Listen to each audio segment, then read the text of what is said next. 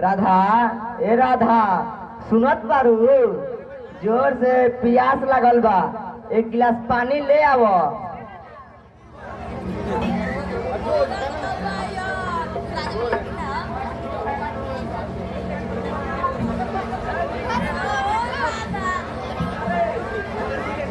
ली पानी पी ली। क्या बात बाजी, रहुआ आजकल बड़ी चिंता में रहत बानी। हाँ सौरभ के माई, कोनो खास चिंता के बात नहीं खे, फिर भी एगो बात सोचत बानी। सौरभ जवान हो गइल बारन, उनको शादी ब्याह कर दिए में तो का विचार बा? हमारे तो विचार बढ़ले बा कि सौरभ बबुआ के शादी कर दियल जाए। बाकी अब में आखिर बाखिर का सौरभ के माई? ये कि शादी विवाह जीवन भर के बंधक होला। अब एकरा में इतना जल्दबाजी ना करे के चाहिए। हम तो हर कहे के मतलब समझत नहीं छी, तू का कहल चाहत बारू?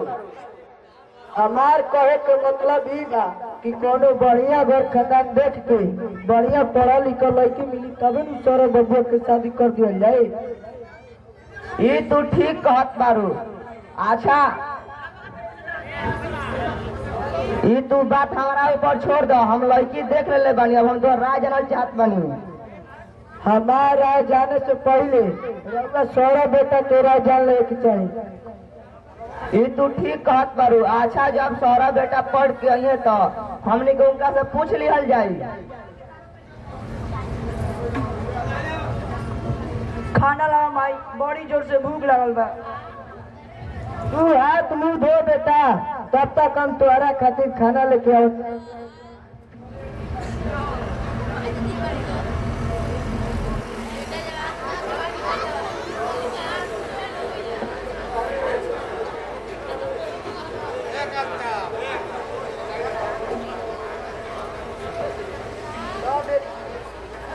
लो बेटा, खाना खा लो।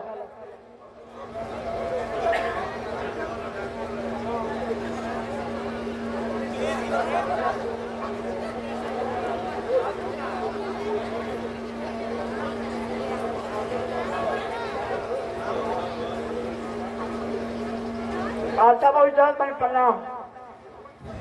रुक जा बेटा, आओ बैठो।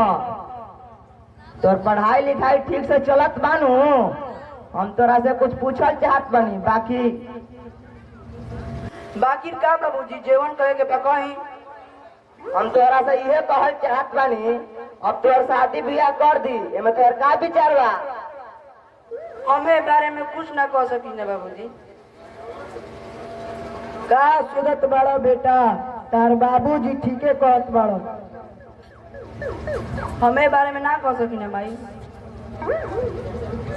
देखत बारू, आजकल के लड़कन के जमाना मुँहे पे जवाब देत बासन। एगो हमनी के जमाना रहे कि बाबू माई जहाँ भी ब्याह करत रह जा, एगो हमनी के चुपचाप करत रही जा।